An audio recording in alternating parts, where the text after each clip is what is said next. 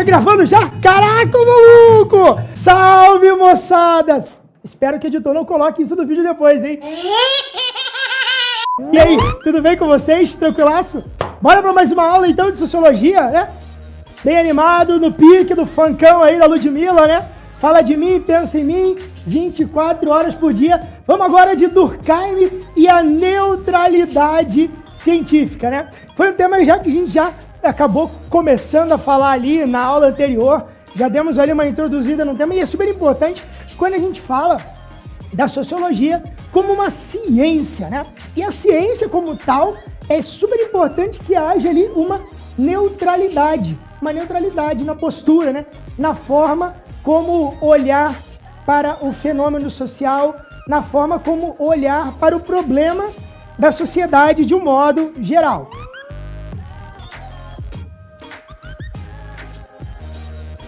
Toda ciência, ela precisa de um método. O método é o quê? São as regras para análise. Como nós vamos conduzir esse processo? Nossa, deixa eu me acalmar aqui, que depois de dançar um funkão, ufa, tô agitado aqui, hein? Deixa eu dar uma relaxada. Então, o método é o quê? São as formas. Como nós vamos conduzir esse processo? Como nós vamos encaminhar o processo para a análise dos fatos sociais, né? O Durkheim, ele tem todo esse cuidado para fazer essa análise, né? Primeira questão que ele coloca é a distância e a neutralidade. O cientista social, ao fazer a análise sobre o problema da sociedade, ele sempre tem que fazer essa análise a partir de fora, não sendo influenciado e também não influenciar os problemas, as questões sociais que são postas. Para o Durkheim, isso é importantíssimo, né? Ter esse olhar de exterioridade e também de neutralidade. Não influenciar o meio social, não interagir com esse meio social, mas ter um olhar ali neutro, né? E isso é super importante, porque quando você interfere, você acaba mexendo, mudando. É igual quando tem uma prova criminal, por exemplo, né? Teve um crime, aconteceu alguma coisa, a polícia chega e ela geralmente deixa intacto aquele espaço. Por quê? É um método, é uma forma de agir, né? Para que não haja interferência e ali, assim, as pessoas consigam fazer as pesquisas, né? Delimitar o caso e observar as problemáticas que surgiram ali. Bom, para o Durkheim, é super importante que os sentimentos e os valores, eles não interfiram, né? Então, os sentimentos e valores não devem interferir na análise científica. Para ele, isso é super importante. A forma como você enxerga o mundo, né? Imagine que você é um cientista social. A forma que você olha o mundo, os valores que você tem, as suas crenças, elas não podem e não devem interferir na sua análise, tá? Os seus valores, vamos supor, valores religiosos, que é muito comum, às vezes, as pessoas trazerem para fazer julgamento social, né? E aí acaba criando os chamados padrões ali. Cara, dentro de uma análise social, não rola sentimentos e valores que nós trazemos ali. Por quê? Porque quando eu coloco esses valores para fazer uma análise sobre um fato social que se mostra, eu já estou colocando alguns prejuízos clássicos. Tem um filósofo chamado Merleau-Ponty que ele fala exatamente isso, né? Ele usa o termo chamado prejuízos clássicos. O quê? Que são alguns preconceitos, algumas manias, algumas formas que nós temos de tratar um objeto, né? E às vezes a gente não enxerga o objeto tal qual ele é. Então, o fato social, ele precisa dessa isenção. Essa palavra ela é importante para nós. Ser isento, né? Você fazer uma análise coerente, tranquila, sobre um problema que está posto ali, tá bom? Bom, a gente olha então que os fenômenos sociais, eles são manifestações coletivas. E o cientista social, né, que vai ter essa neutralidade, é super importante ele olhar para essas manifestações coletivas para estudá-las. E aí você consegue identificar inúmeras manifestações coletivas, grupos sociais, formas de se relacionar, culturas diferentes de um país para o outro, né, que aí a gente vê essas diferenciações, famílias mesmo.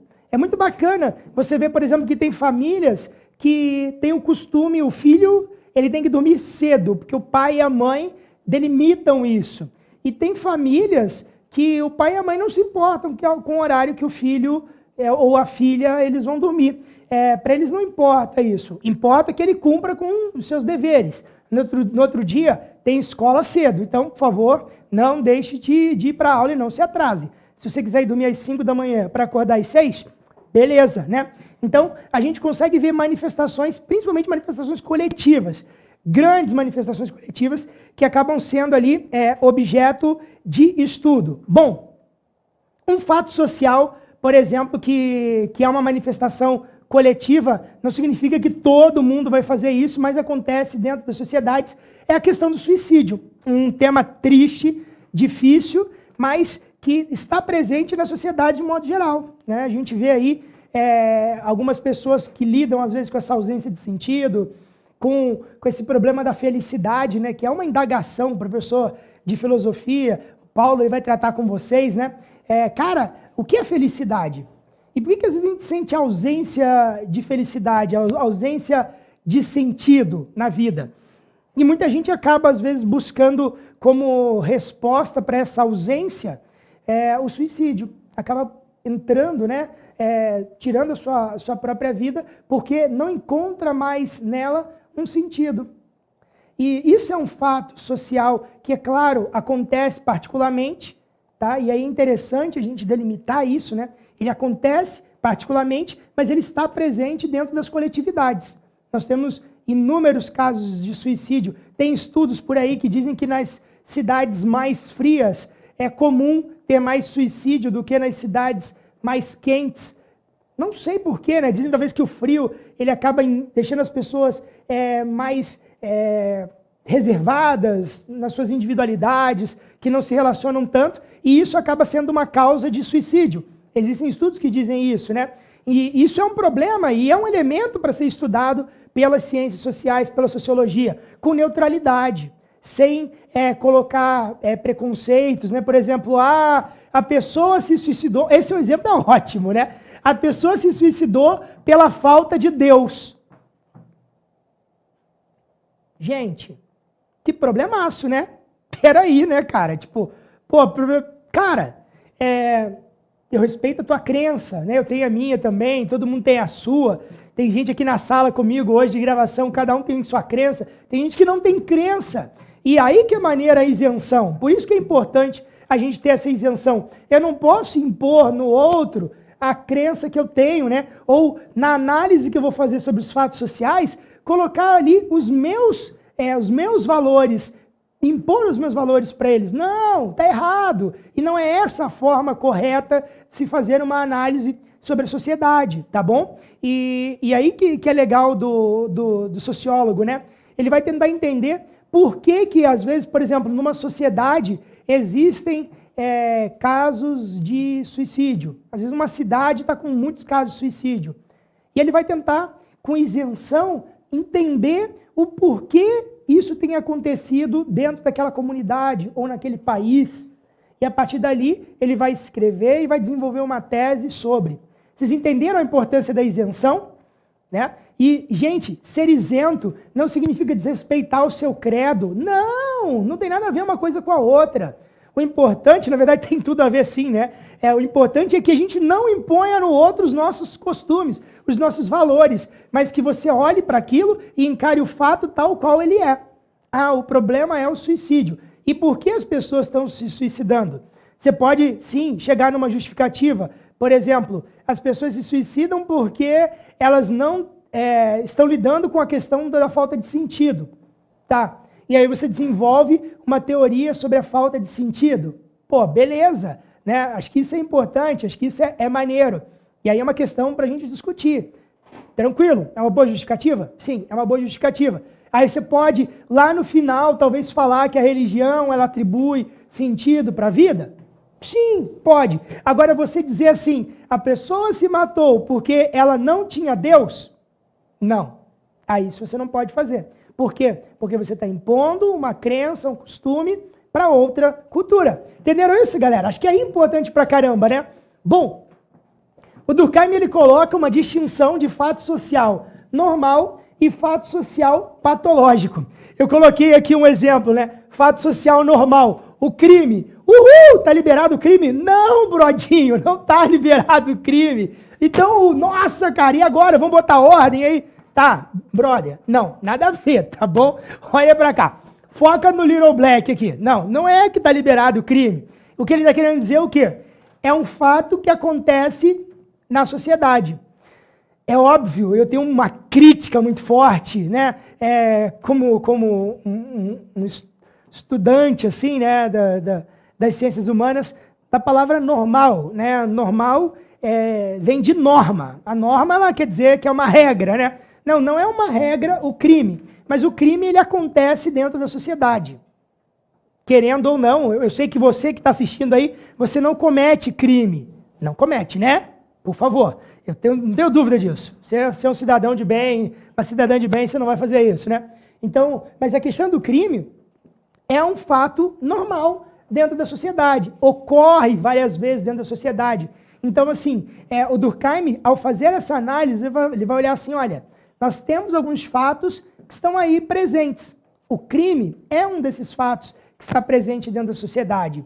E ele olha para isso e chama isso de um fato normal, tá? E a sociedade, ela reage a esse fato, né? E aí, então, cria leis, cria normas para punição do crime, porque isso está presente dentro da sociedade, como um fato social normal. Fato normal patológico já é uma outra questão, tá? O fato normal patológico, ele é transitório, porque geralmente está ligado a questões de doença, tá?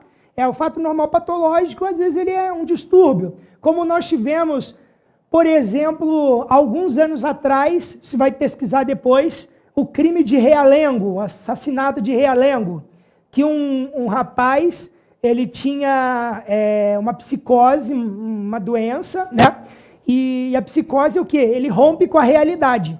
E ao momento que ele rompe com a realidade, ele não está mais num chamado, e é até difícil usar essa expressão, num padrão normal de sociedade. Olha a palavra normal de novo ali, né? Como se ser normal fosse uma regra, né? Mas ele não está mais dentro desse padrão normal. E aí o que ele fez? Ele, por ter esses problemas psicológicos, para ele, as meninas eram um problema. E ele tinha essa dificuldade desde a sua infância de relacionamento com sexo feminino. Ele entrou numa escola no município de Realengo, em Realengo, no Rio de Janeiro, e ele assassinou várias crianças. A maioria das crianças eram meninas, né? Mas aí eu te coloco, a partir desse problema, essa questão super triste, né? É normal um cara entrar numa escola e assassinar crianças? Não, não é normal, tá? Por isso que o Durkheim, ele vai chamar aqui os fatos normais patológicos, eles são transitórios, eles acontecem, eles são extraordinários, têm o caráter extraordinário dentro da sociedade, né? Quando a gente diz que algo é extraordinário, é porque ele não está na ordem comum das questões, tá bom? E acho que é legal a gente estabelecer esses limites, né? Bom, dois elementos aí para a gente finalizar a aula, né? Que é a noção de consciência individual e a consciência coletiva, que são dois temas importantes para o Durkheim.